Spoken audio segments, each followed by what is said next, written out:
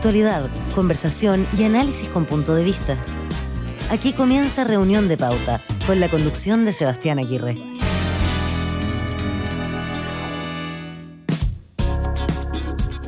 ¿Cómo están? Bienvenidos. Estamos comenzando Reunión de Pauta en este día martes 29 de marzo. Estamos comenzando ya nuestro programa del día de hoy. 60 minutos de conversación junto a nuestros panelistas para analizar los temas que están en la pauta, en la agenda por estos días.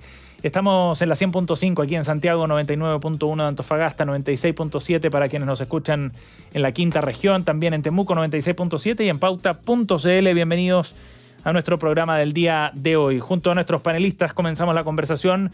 Le damos la bienvenida, por supuesto, ya están conectados Carlos Williamson, profesor titular de Economía en la Universidad Católica y profesor titular de la Universidad San Sebastián. Bienvenido, Carlos. Gracias por la invitación, Sebastián. María Olivia Recart también está con nosotros, rectora nacional de la Universidad Santo Tomás, ex subsecretaria de Hacienda, miembro activo de Comunidad Mujer. ¿Cómo estás, María Olivia? ¿Qué tal? Muy bien, esperando que cuando dijiste 60 minutos me dio como una crisis de pánico y en realidad son 60 minutos, porque 60 minutos es harto. Pero ojalá que nos escuchen nuestros seguidores, ¿no es cierto?, nuestros fans, los 60 minutos. Pero claro, religiosamente, como cada semana. Mauricio Rojas también está con nosotros, profesor investigador de la Universidad del Desarrollo. Bienvenido, Mauricio. Hola, Sebastián, un gusto. Gracias por acompañarnos. Suena como los inicios del partido de fútbol también, María Olivia, ¿no? Así como 90 minutos de fútbol, decía un relator bien popular. Usted toque el pito nomás, toque el pito y tira la pelota. Ponga la pelota en la cancha, don Sebastián. Echemos a rodar la pelotita entonces, me parece, porque tenemos una agenda bien entretenida para el día de hoy. Hay hartos temas que vamos a estar comentando junto a nuestros panelistas. Las noticias coladas están muy buenas, los temas que han elegido nuestros panelistas también para esta semana. Pero en nuestro primer bloque partamos con lo que está ocurriendo en la convención, lo vamos a analizar en la segunda parte de nuestro primer bloque, en la convención constitucional. Antes de eso, un hecho bien puntual que ocurrió en el sur de nuestro país, en la central Pangue. Es bien relevante lo que ha ocurrido con esta central que estuvo 2 meses bloqueada. A pesar de los reclamos y de la publicidad que iba teniendo también este caso en medios nacionales y los reclamos de la empresa Enel, que es propietaria de esta central, había estado bloqueada por largo tiempo. Esta central en la 8ª región era ocupada por una comunidad mapuche. Y los trabajadores de Enel finalmente hoy día pudieron retomar las operaciones de la planta en un momento en que ya se estaba planteando el riesgo operacional de la empresa, ¿no?, por parte de la empresa, quienes planteaban que la central podía entrar en algunos problemas si es que no se lograba el acceso a las instalaciones, a la faena. Bueno, la empresa finalmente en un comunicado decía que valoraban la intervención que ordenó la delegada regional, dando cumplimiento al deber de resguardar el orden público, tras dar la instrucción a carabineros para llevar adelante el procedimiento y de esa manera, decía la empresa, garantizar también la seguridad de suministro eléctrico. Bueno, el tema había estado en la palestra también para este gobierno que se hacía cargo de las decisiones que se debían adoptar y de las instrucciones que podía dar la delegada también o la delegación para proceder al desalojo. Carlos, ¿cómo evalúas tú el rol en particular que ha tenido el Estado, el gobierno en este caso, en este desalojo y en este caso? 2 comentarios. El primero, llama la atención ciertamente que después de 2 meses se produce el desalojo y que el gobierno anterior, ¿no es cierto? Aquí hay un mea culpa. El gobierno anterior no haya tenido el coraje de hacerlo, porque correspondía, ¿no es cierto?, hacer un desalojo frente a algo que claramente es un flagrante atentado contra el Estado de Derecho. O sea, esto era inaceptable. Estamos hablando además de una central que es importante, en un momento donde el problema eléctrico también es importante. Pero el segundo comentario que quisiera hacer es que yo celebro primero la decisión de la delegada presidencial que por instrucción del presidente, por instrucción del presidente toma esta decisión. Pero el día domingo, nada menos que el ministro de Energía, Claudio Huepe, voy a citar textual lo que dijo, estamos frente a una situación donde no hay riesgo eléctrico, estamos fomentando el diálogo y que no hay mucho que hacer. No hay mucho que hacer, dice, que nada impide el funcionamiento normal de esta unidad, que se controla por control remoto y que no es necesario que nadie acceda a la central. No hay intervención que hacer, que es un conflicto entre una empresa, y un grupo de personas que no tiene impacto sobre el sistema eléctrico. En suma, no es un tema. 48 horas después, el presidente tomó una decisión que es drástica, ¿cierto?, dura. Yo la pregunta que me hago, ¿no es cierto?, a nivel del gabinete presidencial, ¿estos temas no se conversan? El ministro de Energía simplemente se lanza, ¿no es cierto?, con declaraciones que son sorprendentes, porque realmente es increíble que un que un ministro diga, digamos, que esto es un asunto entre personas, frente a un asunto que es un bien público, es un bien, la energía eléctrica es un bien público, ¿no es cierto?, provisto por una empresa privada. Por lo tanto, yo creo que aquí celebro la decisión del presidente Boric, pero yo condeno, ¿no es cierto?, en este caso, el ministro de Energía, ¿no es cierto?, haya hecho declaraciones tan irresponsables. Mauricio. Bueno, esto es parte de los conflictos internos que hay. Aquí hay una vieja visión donde este tipo de manifestaciones que violan indudablemente todo, digamos, y en este caso es la infraestructura estratégica la que está puesta en cuestión. Había una idea de aceptar todo este tipo de manifestaciones sociales, como se las llamaba, pero indudablemente en el gobierno, por lo menos el presidente y algunos otros, se están dando cuenta de que esto no puede continuar. O sea, como dijo Pepe Out en una crónica, si el gobierno no para el tema de la violencia, de las ocupaciones, en fin, todo lo que pasa habitualmente, va a perder muy rápidamente apoyo. Y yo creo que en ese sentido el presidente actuó realistamente, pero lo que tiene que hacer es disciplinar a su gente, que parece que anda todavía en otra onda. Ajá. De las divisiones internas dentro de la coalición, dice Mauricio. Sí. María Olivia. Yo quiero hacer un recuento un poco distinto. A partir de la noticia me metí a mirar qué es lo que salía en los medios y en internet. Y quiero poner dos ángulos que son un poco más de contexto en esto, ¿no? Quiero partir diciendo además que yo soy contraria a las tomas y contraria, ¿no es cierto?, al uso de la fuerza en cualquier lado para resolver un conflicto. O sea, ya la cachetada de Will Smith me parece deplorable. Tomarse un lugar está fuera de las normas totales de convivencia mínima. Pero entendiendo que además acá hay una suerte de reclamo que probablemente no había tenido mucho eco por parte de una comunidad con la cual en él tenía un compromiso, ¿no es cierto?, que era construir un memorial para el cementerio Pehuenche, que había sido inundado para la construcción de la central de Ralco, de Pangue, y que este cementerio Pehuenche, conocido como el sitio 53, ese compromiso no se había cumplido. Y aquí hay una dirigente de una comunidad de Auquín, Gualmapu, una dirigente que es María Curriao, que sale mucho en la prensa, y que además tampoco, y en la prensa de nuevo, yo estoy leyendo lo que dice en la prensa, también tiene ella sus propias yayas del punto de vista, ¿no es cierto?, no ha rendido unos fondos de Enel de 300 millones, que estaba peleada con su comunidad. Aquí hay un enredo que es un poquito más grande, pero que si uno mira y rasca un poquito más allá todavía, hay un reflejo enorme del abandono en la que están las comunidades mapuches, porque al final en el reclamo, ¿qué es lo que había en el reclamo? Además del sitio 53, el atraso, que tú puedes decir, mira, llegamos a un acuerdo con Enel y se atrasaron, y no lo estamos haciendo, etcétera, etcétera.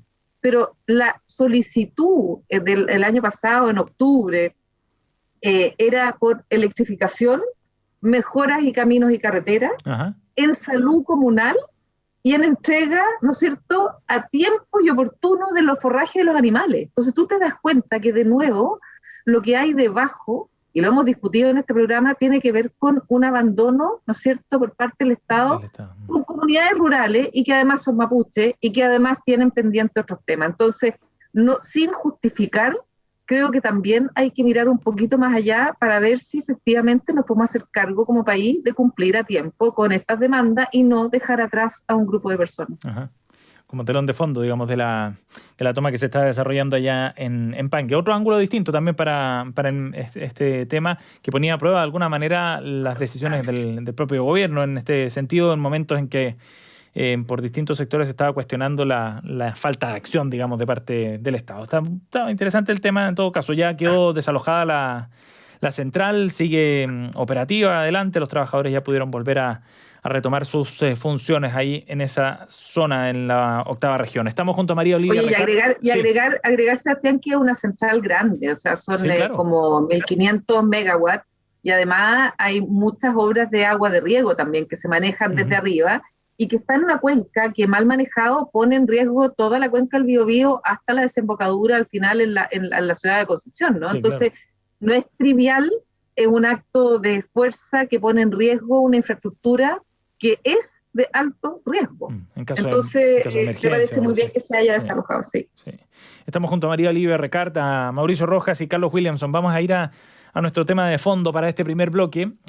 Como les decíamos, tiene que ver con la Convención Constitucional y con una comisión que estuvo trabajando hasta última hora de este lunes para poder llegar a un acuerdo, la Comisión de Sistema Político, que finalmente logró, en el plazo establecido, generar una nueva propuesta respecto a temas que eran fundamentales para la futura Constitución. La forma que tuviera el Poder Ejecutivo, la forma del nuevo Congreso, entre otros temas. Algunos lo consideraban derechamente el corazón, la sala de máquinas de la nueva Constitución, y el acuerdo no fue nada fácil porque hubo muchas tensiones y propuestas que eran completamente distintas. Finalmente hubo un gran acuerdo, así lo definieron los firmantes por lo menos, la Coordinadora Plurinacional, los pueblos originarios, pueblos constituyentes, movimientos sociales constituyentes, Chile Digno, el Frente Amplio, Colectivo Socialista e Independientes por una nueva Constitución. Y lo que plantea en rasgos bien gruesos es que este será un modelo de presidencialismo atenuado. Habrá un Congreso bicameral, pero asimétrico, y estará formado por una Cámara de Diputados, 155 miembros, no menos que eso, y una Cámara de las Regiones, por lo menos 3 integrantes por región. No habrá vicepresidencia, no habrá ministro de gobierno, como en algún momento se había planteado también en el debate, y eso a grandes rasgos le da forma entonces al Poder Ejecutivo y al Legislativo que tendremos a partir de la próxima Constitución, en caso de que ésta se apruebe en estos términos. Tenemos que ver la votación del Pleno también, pero el acuerdo fue por lo menos bien amplio. Y en lo que queremos profundizar es en eso, en la forma en la que queda conformado este acuerdo. Mauricio, ¿qué te parece a ti cómo queda conformado el Poder Ejecutivo sobre la base de lo que decíamos recién? Mira, Sebastián, aquí se nota que hubo bastante apuro, trabajaron con poco tiempo, porque se quedaron afuera algunas cosas que son absolutamente fundamentales. ¿Cómo qué, por ejemplo? Primero, no está definida la acusación constitucional, o sea, la posibilidad de simplemente deponer al presidente. No está establecido cómo se hace eso. Puede ser mayoría simple, no lo sé. No está establecido lo que es todavía más importante, los mecanismos de la reforma constitucional. Aprobar una constitución que no define los mecanismos de su reforma, o que la dejara para que se reforme por la simple mayoría de sus miembros, en este caso de la Cámara de Diputados. Bueno, entonces la Constitución no valdría mucho si no tiene mecanismos especiales para su reforma, quórum calificado, etcétera. Nada de eso está definido. Tercero, no están definidos los plebiscitos. Se dice que el presidente va a tener la atribución de llamar a plebiscito, pero ¿en qué materia? ¿Cómo? ¿Cuándo? Puede ser un plebiscito sobre el cambio de la Constitución, sobre la abolición qué sé yo, no hay nada definido. Y por último, no está definido quiénes tienen derecho a sufragar. Se dice que van a poder sufragar, obligatoriamente deben sufragar los mayores de 18 años, y que será voluntario para las personas de 16 a 17 años, ciudadanos chilenos y alguna otra cosa. Sin embargo, no se establece, por ejemplo, si la persona está en la cárcel, condenada por delitos graves. Lo que es muy importante porque las mismas condiciones valen para elegir al presidente o a los miembros de la Cámara de Diputados o de este Senado particular que va a haber. Por tanto, hoy día, tal como está este texto, un presidiario podría ser presidente de la República. Estas cosas, digamos, menciono solamente estas 4 para no hablar tanto, indican el apuro con que se ha trabajado. Después de eso hay que señalar que este llamado... toda esta reforma apunta a un unicameralismo de mayoría simple. Las leyes van a ser aprobadas ni siquiera por la mayoría absoluta de los miembros. ¿Por la característica que tiene el Congreso, o sea, la Cámara Regional? La Cámara de Diputados, que es la que corta el peso en todo esto. Incluso cuando hay discrepancia entre este Senado regional o Cámara Regional y la Cámara de Diputados, es la Cámara de Diputados la que resuelve, y resuelve por mayoría simple. O sea, aquí no se califican distintos tipos de leyes, nada, sino simple mayoría. Después se establece la facultad de darle al presidente la facultad de gobernar por decreto durante un año. Eso es gravísimo. Eso es lo que en Venezuela y otras partes ha dado origen a los procesos dictatoriales que conocemos. Y finalmente se establece la reelección inmediata como una posibilidad. Por lo tanto, si hablamos de un presidencialismo, yo diría que incorporando la reelección tenemos un presidencialismo acentuado y no debilitado. No debilitado. María Olivia. Qué difícil opinar cuando todavía estamos en la etapa preliminar de un borrador, ¿no? Hay un acuerdo sobre un borrador que tiene que ir a votarse a un pleno. Pero es bien amplio el acuerdo en todo caso. Es bien amplio, pero igual hay minorías que suscriben el acuerdo que se reservaron el derecho de discrepar en el pleno. Uh-huh. O de incorporar, ¿no es cierto?, de votar algunas cosas. Bueno, yo creo que es un proceso de cambio y yo no sé si ustedes tuvieron la posibilidad de leer el fin de semana o la radio escucha la entrevista a Fernando Atria en La Tercera. Uh-huh. Y la verdad es que estamos en un proceso de cambio muy profundo, muy profundo. La fuerza natural conservadora del ser humano se aterra con los cambios. Y creo que no vamos a tener un proceso de cambio perfecto, con todo delineado, porque la fórmula que escogimos para salir de una crisis del 18 de octubre, de una crisis severa, escogimos una fórmula que fue lo mejor que pudimos imaginarnos entre todos, que es que un grupo de personas que no son legos ni son expertos definan cómo se escribe una constitución. Y en eso estamos, que es mejor que el escenario anterior. El escenario anterior era seguir en la crisis, quizás donde estaríamos hoy día. Uh-huh. Y creo que ese es mi punto de partida. Mi punto de partida es decir, mira, sí, tiene un montón de problemas, está en un borrador, no ha pasado por la Comisión de Armonización, yo me imagino que Mauricio va a votar rechazo, yo hasta ahora voy a seguir votando apruebo, y creo que ese es la diferencia que tenemos con respecto a un optimismo o un pesimismo dentro del marco de un escenario de donde podríamos estar si no estuviéramos donde estamos hoy día. Y lo que estamos viendo hoy día es un momento de cambio profundo. ¿Va a ser bueno o va a ser malo? No tengo idea. ¿Se van a equivocar? Sí. Uh-huh. ¿Nos hemos equivocado antes? Sí. ¿Hemos salido a flote? Sí. Ese es mi comentario. No siempre, María Olivia. No siempre, ¿qué, Mauricio? Hemos salido a flote. Carlos. Es que es un olvido de la historia chilena que es increíble, decir que siempre salimos a flote, no. Aquí estamos, pues, Mauricio, aquí estamos en Chile viviendo, aquí estamos trabajando, estamos haciendo que el país progrese, estamos pensando sobre un futuro y estamos pensando sobre un futuro con un mecanismo institucional. No salió a flote en cierto momento, ¿sabes? No, está bien, pero estamos hoy día en un momento en que hemos superado un montón de obstáculos para atrás. Y tú puedes pensar que nos vamos a pique. Yo creo que vamos a flotar. Te digo que no hay que tomarse la liviana estas cosas. No, por favor, esto no es liviano. Yo creo profundamente en que el mejor escenario que teníamos era hacer lo que estamos haciendo.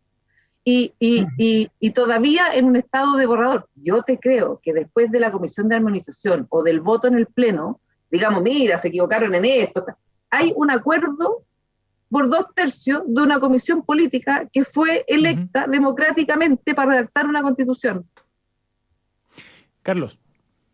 A ver, yo discrepo muy profundamente del comentario de mi querida amiga María Olivia, porque cuando tú me dices que esto es un cambio muy profundo, que hay que esperar, ¿no es cierto?, lo que se viene, no hay nada que esperar. Este es un cambio muy profundo que se refiere a una constitución, que va a ser, digamos, la carta, ¿no es cierto?, de navegación futura del país en los próximos 30, 40 años. Por eso estamos hablando de un cambio muy profundo, donde uno a esta altura, creo yo, que no puede decir, no sé si va a ser bueno o malo. Es que los cambios que se están dando no solamente refundan lo que ha sido una tradición. Chile ha sido un país democrático, por favor, tiene una tradición democrática por años y décadas. Entonces, está bien, tuvimos un estallido social en octubre, pero nada justifica llegar a una modificación tan sustantiva, tan profunda, pero que apunta exactamente en dirección contraria a lo que yo creo que necesita Chile. Carlos, pero para entrar al detalle de esta propuesta de sistema político, por ejemplo, ¿qué aspectos de aquí son los que te preocupan? Primero yo quiero decir que menos mal que hubo una gota de racionalidad, esto de sacarle al presidente estas dos horquillas que tenía, ¿no es cierto? Al presidente tenía la horquilla del vicepresidente y tenía la horquilla, ¿no es cierto?, del primer ministro de gobierno. Claro, ministro de gobierno. Menos mal que hubo una gota de racionalidad, pero en un mar de propuestas que son negativas y en unos casos son delirantes iniciativas. Como lo decía muy bien Mauricio, no es un bicameralismo asimétrico, por favor, ese es un eufemismo. Es simplemente, ¿no es cierto?, hay un Congreso que es la actual Cámara de Diputados, ¿no es cierto?, que todos sabemos cómo funciona. La Cámara de Diputados es un organismo político partidista que va a tener finalmente el poder legislativo, ¿no es cierto? Ellos van a legislar. La Cámara, ¿no es cierto?, esta Cámara de Regiones, que es el Senado desaparece. La Cámara de Regiones simplemente es un organismo que junto con la Asamblea Regional va a gobernar toda la parte regional, digamos la zona, pero las leyes que tienen incidencia a nivel nacional, la cocinería va a ocurrir en la Cámara de Diputados, el Congreso. Claro, esa es una de las críticas, ¿no? Que en la práctica el Senado desaparece y porque queda muy limitado en las atribuciones que tendría esta Cámara Regional. Pero fíjate, Sebastián, que hay un tema simbólico. El nombramiento, la elección de la Cámara de Regiones, o sea, estos señores, digamos, a ser parte de esta elección viene 3 años después que la elección de presidente y la elección del Congreso. Incluso más, esa elección está dentro de la Asamblea Regional, o sea, queda, digamos, radicado fundamentalmente, ¿no es cierto?, su rol a nivel de la región. Y todo lo que son los grandes temas nacionales pasan a ser, como digo, tratados, legislados y cocinados en esta Cámara, ¿no es cierto?, este Congreso de Diputados y Diputadas. Por lo tanto, desaparece el Senado. Yo creo que es un tremendo error. El Senado siempre, tradicionalmente en Chile, ¿no es cierto?, fue un órgano que puso la pausa, puso la racionalidad, ¿no es cierto?, y muchas veces modificó cambios que se habían hecho a nivel de la Cámara de Diputados. María Olivia, por lo tanto, más allá, digamos, también de otros temas que se han mencionado acá, como el caso de tener simple mayoría, bajar los temas. Y otro tema importante, esto de que el presidente tiene la iniciativa exclusiva en materia de gasto, que ha sido el elemento central, ¿no es cierto?, para evitar justamente el despilfarro de recursos por leyes, digamos, que se tramitan en el Congreso. Ahora se acaba eso. Se ponen ciertos requisitos, digamos, pero ahora las leyes, por los diputados o diputadas, va a poder, ¿no es cierto?, generar gasto, y eso significa un cambio que puede tener consecuencias desde el punto de vista fiscal. Por lo tanto, yo creo que aquí estamos frente a una modificación que yo no le veo buenas perspectivas. María Olivia, ¿qué te parece este punto en particular, el de el reemplazo, digamos, de Senado, ¿no? Como institución? ¿Tú crees que es correcto debilitarla como se está planteando o cambiarla con estas características? Tengo como sentimientos encontrados con respecto a la bicameralidad versus estas dos cámaras que no se sobreponen, digamos, ¿no? Porque lo que pasa hoy día, y es cierto, es que la frustración en la Cámara de Diputados de que tú apruebas una ley y después llega a la Cámara Superior, se discute la misma ley y se rechaza, o se aprueba con cambio y al final entra, como decíamos nosotros, ¿no es cierto?, entra un pollito y sale una jirafa. También tiene de dulce y agria. Entonces, yo no tengo una opinión tan formada como la tienen Carlos y Mauricio con respecto a que esto es un escenario terrorífico. Creo que es un escenario de cambio enorme. Y en estos escenarios de cambio enorme hay una incertidumbre de cómo va a funcionar. Pero yo vengo de Concepción, viví en Concepción y siento que en la manera de legislar las regiones quedan en situación muy desmejorada con respecto a Santiago, y es cierto, y eso es un anhelo enorme, y por lo tanto la Cámara Regional tiene un norte y un objetivo que es loable. ¿Puede descarrilarse? Sí. ¿Se nos ha descarrilado el Senado algunas veces? Sí.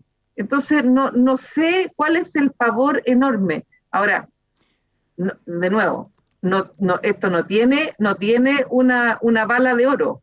O sea, claro que a todos le gustaría que se quedara todo como está, pero no es posible, pues no se va a quedar como está.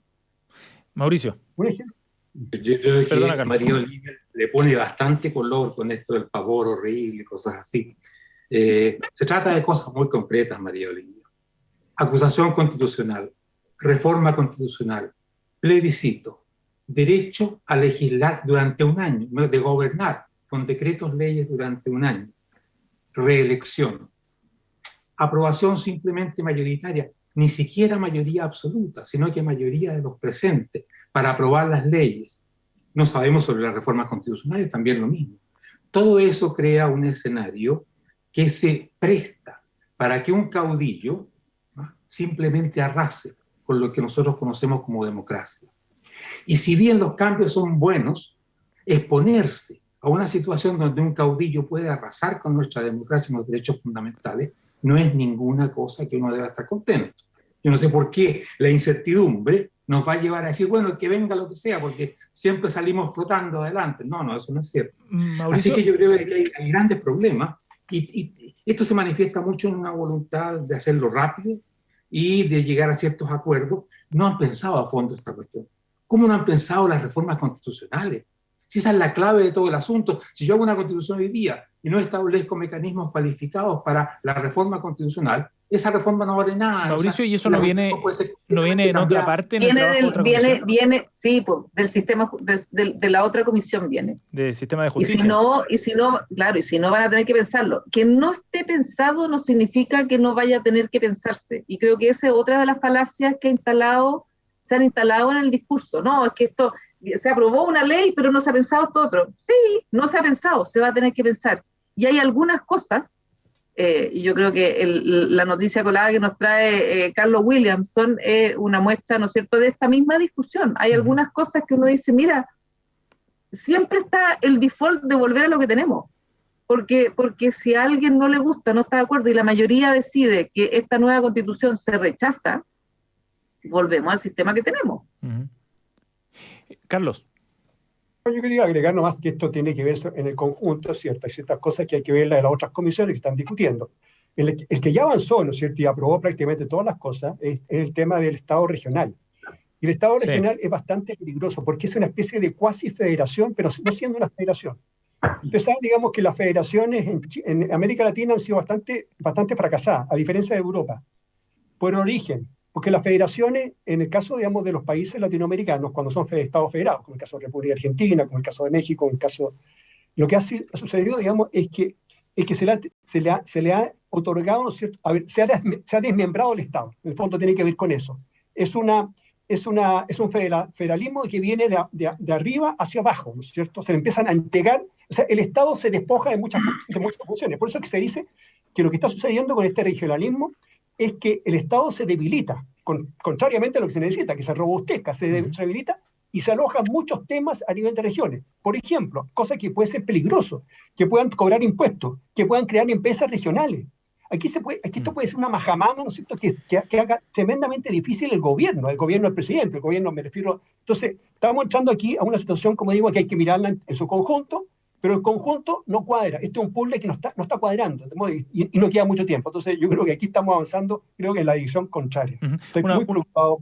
Una última pregunta, porque ya nos quedan muy pocos minutos de este primer bloque. Pero Jaime Baza hoy día decía que se había intentado hacer un esfuerzo más transversal, lo más amplio posible, pero que llegaba al punto en que ya no era posible sencillamente concordar posiciones entre los distintos actores. Esto en referencia fundamentalmente a la exclusión de este acuerdo de los bloques o representantes de Vamos por Chile. En ese sentido, ¿ustedes creen que esto sea realmente representativo a ojos de las distintas fuerzas políticas? Mauricio, ¿cómo ves tú eso?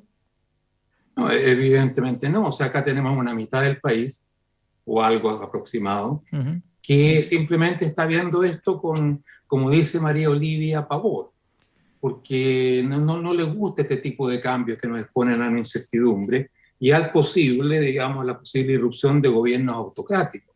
Eso no es ninguna cosa que sea muy bien. Yo creo que si siguen por este camino, vamos a llegar a un plebiscito totalmente polarizado. Y es uno de los peores escenarios, porque una constitución que no tiene un gran respaldo ciudadano no es una buena constitución por definición. No es la famosa casa de todos, es la casa de algunos y para otros es la casa enemiga, digamos. Por lo tanto, yo creo que ellos debieran realmente pensar que si no incorporan partes importantes del pensamiento de Chile Vamos, están provocando una fracturación del país y simplemente que esta constitución no va a durar mucho. María Olivia. Yo quiero cerrar diciendo, mira, dos cosas. Sí. Vivimos con una constitución, un grupo de personas en este país por muchos años, que fue creada no en democracia, sentada en un escritorio con un grupo de gente, apoyada por muchos, y que bueno, uno dice, ya, resultó, pero ahí estamos acá. Quizá el momento de saber discutir y analizar y abrirse a la participación, este ejercicio sea un ejercicio con poca musculatura en las piernas todavía, pero vamos para allá. Y yo creo que esto es mejor esto es mejor a sentarse entre 4 personas y decidir una constitución en un proceso, además, en que la votación no fue abierta. Esa es una cosa. Y la segunda, una nota al respecto. La constitución actual lleva la firma de Ricardo Lagos. Lo tengo clarísimo, pero son las modificaciones que fueron... Déjame terminar, Mauricio, porque no es cierto eso. No es que voy a terminar. Dejémosle la palabra a María Olivia. Claro, voy a terminar porque en el fondo, en su gestación inicial fue así, en 4 personas. Ricardo Lagos hizo las modificaciones que pudo negociar con un Senado que había en ese minuto, que tenía una fuerza muy fuerte de gente más conservadora, y negoció lo que pudo, y llegó a un acuerdo que fue lo máximo de lo que pudo, pero él sabe que había más por dar y más por buscar. Y creo que uno de los pecados que tenemos en este país es que vamos por más y nos conformamos por menos, y quizá ese pecado se arrastra en un montón de cosas que son las rabias hoy día que tenemos y la falta de participación. Pero esa es la lógica de los acuerdos, María Olivia. Lo otro es imponer la voluntad de uno contra otro. Carlos. No sé, a ver, un último comentario.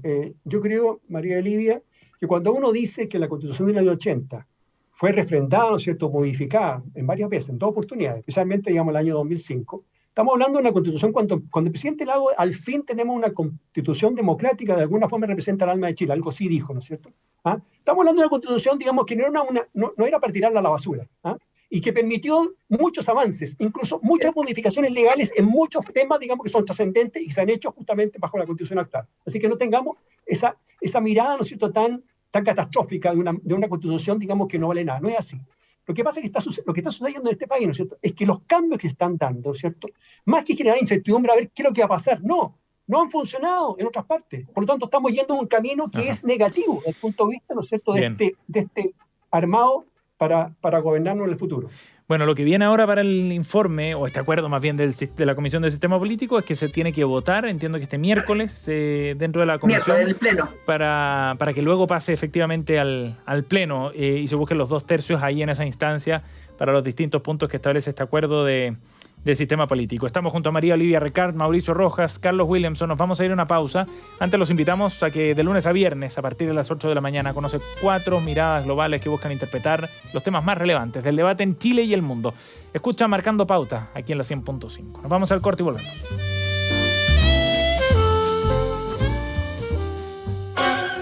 Teatro Municipal de Las Condes presenta El Violinista en el Tejado, el musical. Ganador de 10 premios Tonys, incluido Mejor Musical. Alegría, familia, risas y por sobre todo, tradición. Con Daniel Muñoz, Sara Pantoja, Susana Hidalgo, Francisco Baño Baitía, José Antonio Raffo, Felipe Contreras, junto a un gran elenco. Venta de entradas a través de www.tmlascondes.cl y boleterías del teatro. El Violinista en el Tejado, el musical. Desde el 21 de abril. Produce Darchan Teatro. Invita Pauta. ¿A tu casa el mismo día de tu operación? Así es cirugía en el día en Red Salud. Técnicas quirúrgicas y procesos clínicos para que recibas el alta el mismo día de tu operación, al alcance de tu bolsillo y con la calidad y seguridad de Red Salud. Con una cirugía en el día puedes volver a tu vida de forma rápida, hay menos riesgo de infección, menos estrés de hospitalización y una completa cobertura. Consulta y cotiza en redsalud.cl. Red Salud. Mejor salud para Chile. De lunes a viernes a las 8 de la mañana, sé parte de una conversación de verdad. Conoce 4 miradas agudas sobre el acontecer nacional e internacional desde distintos lugares del planeta. Toma decisiones informado. Escucha Marcando Pauta. Pauta, hablemos de verdad. En el mundo de las empresas, las decisiones se toman con buena información. Todos los días, desde las 9 de la mañana, escucha Pauta de Negocios. 1 hora de análisis y entrevistas con la información económica y financiera más relevante. Pauta, hablemos de verdad.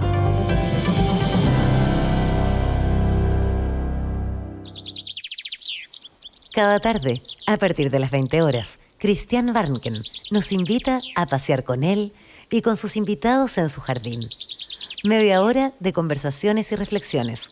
No dejes de escuchar los sonidos y palabras de Desde el Jardín. Pauta, hablemos de verdad. Cada día hay mucha información. Pauta te entrega un resumen informativo con lo que debes saber para estar al día en las noticias más relevantes. Suscríbete en pauta.cl a un newsletter que puedes recibir a primera hora y al final del día. Pauta, hablemos de verdad. Ya estamos de regreso. Escuchas Reunión de Pauta. Pauta 100.5. Estamos de vuelta ya en nuestro segundo bloque, aquí en Reunión de Pauta en la 100.5, y vamos a recordar el día de hoy en la efeméride, este 29 de marzo, pero del año 1943, el día en que nació Vangelis, tecladista, compositor griego de música electrónica, orquestal, jazz, ambiental, que entre sus obras más reconocidas destacan las partituras originales para las películas Carros de Fuego, que ganó de hecho el premio Oscar a la mejor banda sonora del año 1981, también la de Blade Runner del año 82 y 1492, La Conquista del Paraíso, película del año 1992. En su honor, la Unión Astronómica Internacional le dio su nombre a un asteroide, fíjense, el 6354 Vangelis, reconociendo precisamente el trabajo también de este músico griego. Recordamos el día de hoy su cumpleaños aquí en la Reunión de Pauta. Escuchas a Sebastián Aguirre en Reunión de Pauta. Pauta, hablemos de verdad. Bien, rápidamente nos vamos a ir a las noticias coladas de nuestros panelistas. Estamos junto a María Olivia Recart, Mauricio Rojas y Carlos Williamson. Y para vincularlo con lo que estábamos hablando en el primer bloque, veamos la noticia de Carlos precisamente, que nos invita a comentar la editorial del Mercurio, donde se abordan alternativas para el plebiscito de salida en el trabajo de la convención. Carlos, cuéntanos sobre esto. No, simplemente yo creo que se ha conversado mucho. A ver, a esta altura, a mi juicio, porque hay bastante consenso en el sentido de que la Convención Constituyente no ha avanzado bien. O sea, hay la sensación, digamos, que no está caminando bien.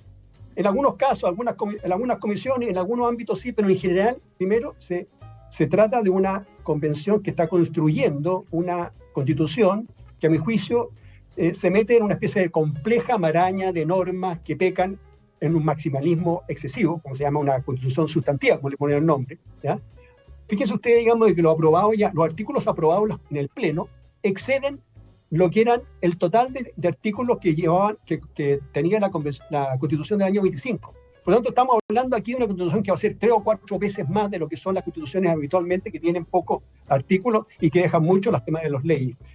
Es una construcción que hace caso omiso a tratados internacionales, pasa por encima de varios tratados internacionales. Pues lisa y llanamente avanza en propuestas que yo creo que van a dejar poco espacio, ¿no es cierto? Porque la ley fije, como digo, los detalles de lo que tiene que ser Ahora, la posibilidad de que el plebiscito de salida no sea un todo o nada, apruebo o rechazo, sino que tenga una opción de salida alternativa, una tercera opción, yo creo que no tiene mucho espacio. No tiene mucho espacio, la Comisión de Venecia lo dijo, aquí las reglas de juego son que esto es apruebo o rechazo, pero aquí hay un asunto de responsabilidad. La responsabilidad, creo yo, le corresponde en general, a los políticos que están detrás, de ver, en el fondo, de plantear que la posibilidad, digamos, de que haya un rechazo, no significa, digamos, dejar cierto statu quo, sino que tal vez buscar la manera de que podamos tener una revisión, una nueva, ¿no es cierto?, convención, a lo mejor constituida por constituyentes, no como se hizo ahora, porque estos constituyentes, evidentemente, de alguna forma no representan democráticamente lo que es la composición electoral del país.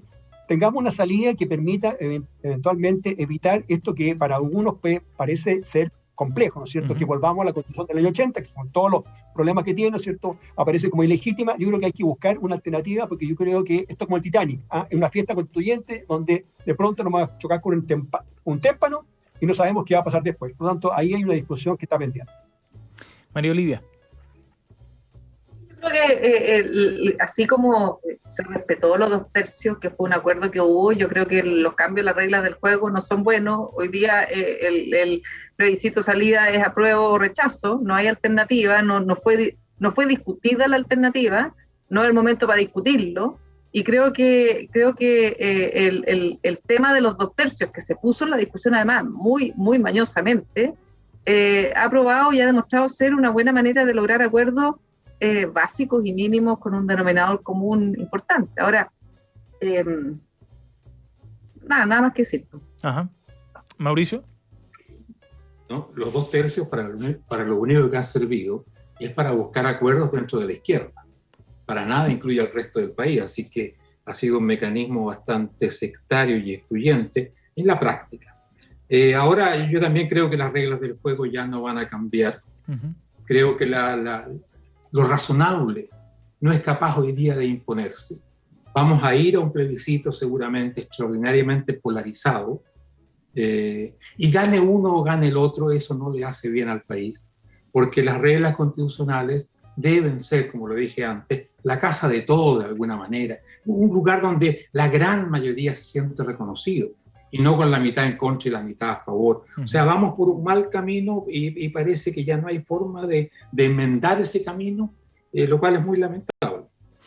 Bueno, veremos si es que surge alguna alternativa quizás de algún acuerdo político, que es otro espacio que se baraja, no la necesidad de modificar la papeleta, sino más bien generar algún tipo de viabilidad política en caso de que triunfara el rechazo eventualmente en el plebiscito de salida. La noticia colada de Carlos Williamson aquí en Reunión de Pauta.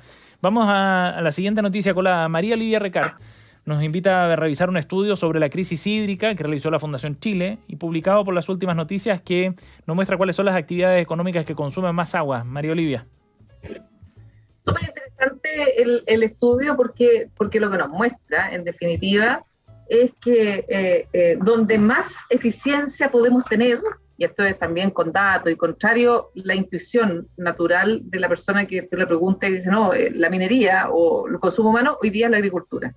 La agricultura consume más y del punto de vista de la comparación con la agricultura en otros países sigue siendo ineficiente y tiene como un porcentaje que varía, depende del lugar, pero porque es muy eficiente en el norte, pero es muy ineficiente desde La Serena al sur probablemente. Uh-huh. Y tiene un espacio de entre 15 a 25, 30% de eficiencia que hacer todavía.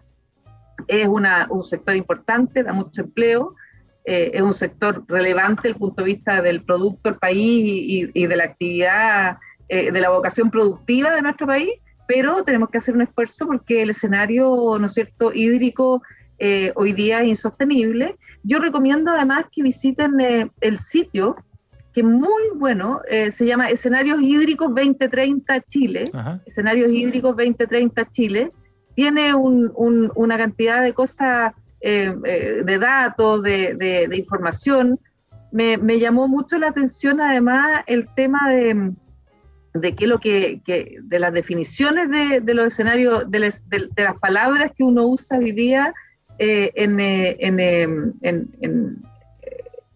los conceptos clave en el escenario de escasez hídrica, brecha hídrica, las cuencas hidrográficas, los riesgos hídricos, la seguridad hídrica y la transición hídrica. Y la transición hídrica, que el concepto más interesante encontré yo, es cómo vamos a pasar de donde estamos hoy día a un escenario, ¿no es cierto?, en lo cual el agua es un bien muy escaso y tenemos que cultivar y vivir como estamos viviendo hoy día, siendo más eficiente, y eso requiere un montón de trabajo en la transición hacia ese nuevo mundo que vamos a vivir muy luego. Sí, que hasta la vuelta de la esquina. ¿Mauricio? Bueno, en el largo plazo, la gran solución es el reuso del agua. Es decir, reutilizar el agua que usamos domésticamente y pasarlo a la agricultura fundamentalmente. Desalinizar el agua del mar, son procesos muy complicados, especialmente llevar esa agua a Santiago, por ejemplo, sería de un costo increíble. Por lo tanto, es cierto, la agricultura es el gran consumidor y hay que apostar por su modernización, no por combatirla, como algunos parece que hay que hacer, y fundamentalmente por el reuso. Esa es la gran solución que tenemos que probar en Chile. Como, por ejemplo, el desarrollo o el tratamiento de aguas grises, que es uno de los temas que también se está hablando, masificado a otros niveles, por supuesto. Carlos. Y además una cosa que es importante, no solo en el reuso, perdona Carlos, pero además es en volver a alimentar a los acuíferos, porque hay cultivos y hay plantaciones que han vuelto impermeable, o la cementización, ¿no es cierto?, ha vuelto impermeable el suelo, y por lo tanto los acuíferos no se renuevan con las aguas lluvias, naturalmente. Sí. Carlos. No, tenemos poca conciencia de que el problema de esta escasez hídrica, que de alguna forma está relacionado con la falta de lluvia, ¿no es cierto?, la caída, ¿no es cierto?, en todos los estándares pluviométricos, tiene un problema. ¿Se acuerdan ustedes que siempre nosotros decíamos en la zona central, oye, el próximo año es la niña o el niño? La niña es seca y el niño es húmedo. No es el tema. El tema es cambio climático. Lo que está pasando, ¿no es cierto?, en el mundo y en Chile también, ¿no es cierto?, es que está aumentando la temperatura promedio y eso está cambiando y alterando todo lo que el tema, por ejemplo, de las precipitaciones. Ahora, respecto a las soluciones, hay una solución adicional, que es las construcciones de tranques pequeños y medianos, ¿no es cierto?, para acumular agua, porque agua todavía cae, ¿no es cierto?, hay agua que se va al mar, se pierde. Por lo tanto, esa es una alternativa que también tiene que buscarse y donde yo quisiera agregar algo más que tiene que ver con el tema de la convención. Esto pasa por alianzas público y privadas, ¿no es cierto?, concesiones, por ejemplo, de bienes públicos, como en este caso, digamos, el agua, de modo que esta idea que en la Constitución se ha discutido de eliminar la posibilidad de concesionar a privados ciertos bienes públicos es una torpeza, ¿ya? Porque hay inversión privada que permite justamente aprovechar, en este caso particular, el agua a través de estos tanques que se pueden construir a lo largo de Chile. Bien, ahí la noticia colada que nos traía María Olivia Recart para quienes quieran verlo. Este estudio está publicado ya en las últimas noticias. Vamos a ir a temas internacionales. Mauricio Rojas nos invita a hablar de lo que está ocurriendo en El Salvador en particular, donde en medio de un aumento de asesinatos el Congreso ha decretado estado de excepción a pedido del presidente, el controvertido Nayib Bukele. Mauricio. Bueno, es una seguidilla de hechos increíbles. El viernes pasado mataron a 14 personas, el sábado 62 personas y el domingo 11 personas. 87 asesinatos en 3 días. Y esto es algo que ni siquiera en la historia muy sangrienta de El Salvador había ocurrido, por lo menos en los últimos 25 años, algo así. Esto además golpea a la figura del presidente, a Bukele, porque él ha hecho del control de la criminalidad y de reducir la tasa de asesinatos una de sus grandes ideas políticas. Lo que se dice que hay aquí, detrás de todo esto, es que la reducción de los asesinatos que realmente ocurrió durante el tiempo que Bukele lleva en el poder y de manera bastante importante, se debe en parte importante a un acuerdo con algunas de estas mafias, las llamadas maras, especialmente por la más importante, que es la Mara Salvatrucha. Salvatrucha, sí. Estamos hablando de verdaderos ejércitos privados, o sea, estamos hablando de 70.000 miembros de las distintas maras, y se ha escrito bastante sobre ello, que hubo un acuerdo, y de alguna manera hoy día la misma Mara Salvatrucha estaría descontenta con este acuerdo, porque la mayoría de los asesinatos se produce en sus territorios. Por lo tanto, aquí tenemos una especie de negociación poniendo los muertos en la calle, muertos además elegidos al azar. 30 de los muertos del sábado y el domingo no tenían nada que ver con nada relacionado con la criminalidad, porque normalmente se matan entre maras distintas, hay grandes guerras, pero aquí fue algo absolutamente desmedido. Carlos. No, solamente agregar lo que menciona, en todo caso, este presidente Bukele parece que había tenido bastante éxito, y entiendo que antes de que asumiera, que entiendo que lleva 3 o 4 años, antes de que asumiera él y que hubiese, ¿no es cierto?, tomado estas decisiones, sacar militares, ¿no es cierto?, y combatir el crimen, la cantidad de muertos, es una cuestión terrorífica, ¿no es cierto?, la cantidad de muertos excedía con mucho lo que está ocurriendo hoy día, que obviamente que es dramático. Por lo tanto, aquí va un poco regresión de lo que se había venido trabajando, y por lo tanto hay una situación compleja hacia el futuro. María Olivia. Sí, no, creo que el tema que toca Mauricio con respecto a la violencia, además, es un germen de estas maras que venía hace mucho tiempo en los países de Centroamérica, ¿no? En las cárceles lo veíamos. Y tenemos, mira, yo creo, me leí, y no me podía acordar, estaba tratando de buscarlo, me leí un libro hace un tiempo atrás sobre que el ser humano es inminentemente violento. Un libro súper interesante sobre cómo los conflictos siempre se resuelven con violencia, la gente es violenta. Lo que estamos viendo en los colegios hoy día tiene que ver no con los niños que sean violentos en la pandemia, sino que además viven en ambientes violentos. O sea, tú ves adultos en la calle pelear, se bajan. Hoy día de la mañana he escuchado ayer al editor de La Pauta en la mañana que había visto una pelea en la calle de 2 adultos.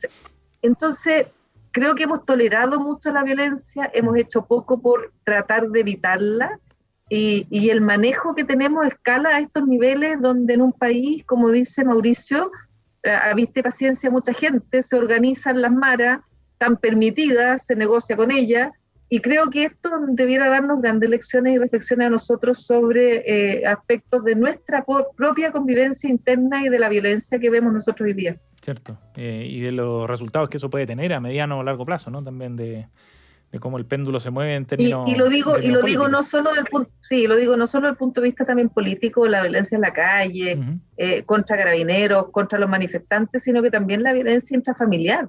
Bueno, lo que también ven los niños nuestros y cómo crecen son un poco, ¿no es cierto?, los ejemplos que siguen al final. Las cosas se resuelven, como en el Oscar, ¿no es cierto?, de nuevo, Will Smith que se para, resuelve algo con una cachetada. Sí. ¿Estuvo bien o estuvo mal? Pésimo. Gran pregunta. Mauricio, ¿tú dices pésimo también? Pésimo, por supuesto. Carlos. La mujer no es de él, la mujer se puede parar y defenderse sola, no tiene para qué resolver las cosas con las manos. Yo pregunto porque hay mucha gente que en redes sociales, sobre todo, ha salido a defender a Will Smith, ¿eh? Por eso dejo la pregunta. Era un tema de debate y por eso. Estamos junto a Carlos Williamson, Mauricio Rojas y María Olivia Recart.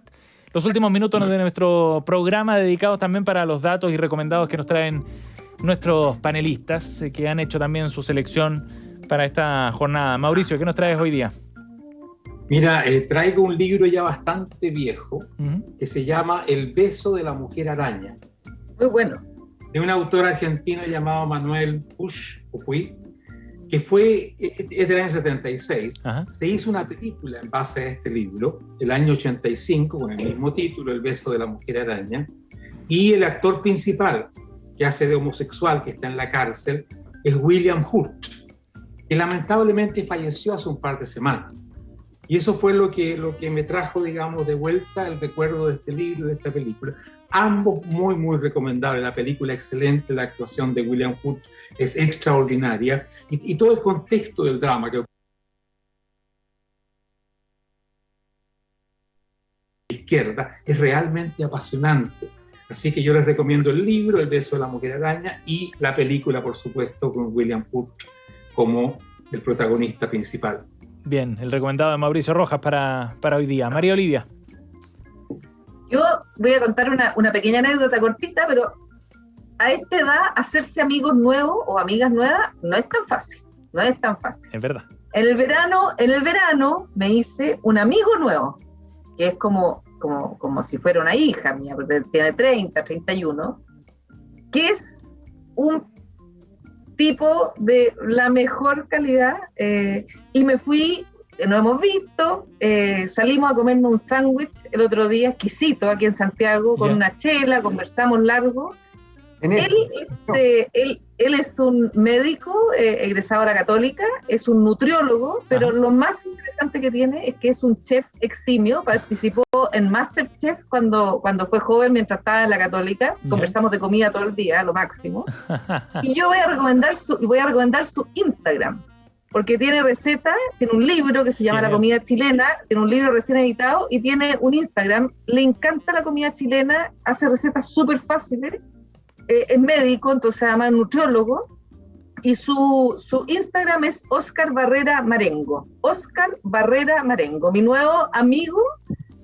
Voy a comer con él la próxima semana de nuevo, y realmente un hallazgo, y le agradezco a él que me haya abierto las puertas de su amistad. Buenísimo, Oscar Barrera, doctor chef, así se define en su cuenta de Instagram, así que lo vamos a seguir ahí para ver qué receta sube. El recomendado de María Olivia Recart, muy buena cuenta. Y tiene hartos seguidores, 33.000 seguidores ahí en Instagram. No sé, estoy con un influencer, no me había dado cuenta. Carlos. Yo me voy a mantener recomendando un nuevo libro de Anne Applebaum, que yo tengo gran admiración por ella, se llama Hambruna Roja, ¿no es cierto? La guerra de Stalin contra Ucrania, cuando se produce la reforma agraria, que le roba, ¿no es cierto?, la tierra a los campesinos en esa época, en la Unión Soviética. Se produce una hambruna, mueren 5 millones de personas, de los cuales 4 millones eran ucranianos, para que recordemos de que también tenemos en el pasado situaciones tan atroces como la del periodo de Stalin. Anne Applebaum, Hambruna Roja. Bien, un libro bien contingente, por supuesto, a Applebaum, que ha estado también como bestseller, ¿no? Últimamente por varios de sus últimos trabajos. Carlos Williamson, Mauricio Rojas y María Olivia Recart han estado con nosotros aquí en Reunión de Pauta. Muchísimas gracias. Nos vemos el próximo martes. Chao, un abrazo. Chao. Nos vemos, chao. Gracias por acompañarnos. Y a ustedes también, gracias por estar junto a nosotros. Aquí en la 100.5 viene Cristian Barken. En unos minutos va a estar con Juan Antonio Álvarez. Él es el fundador de la Fundación Trabún, conversando desde el jardín. Gracias por acompañarnos. Hasta mañana. Chao. Acabas de escuchar una hora de conversación y análisis con punto de vista. Esto fue Reunión de Pauta.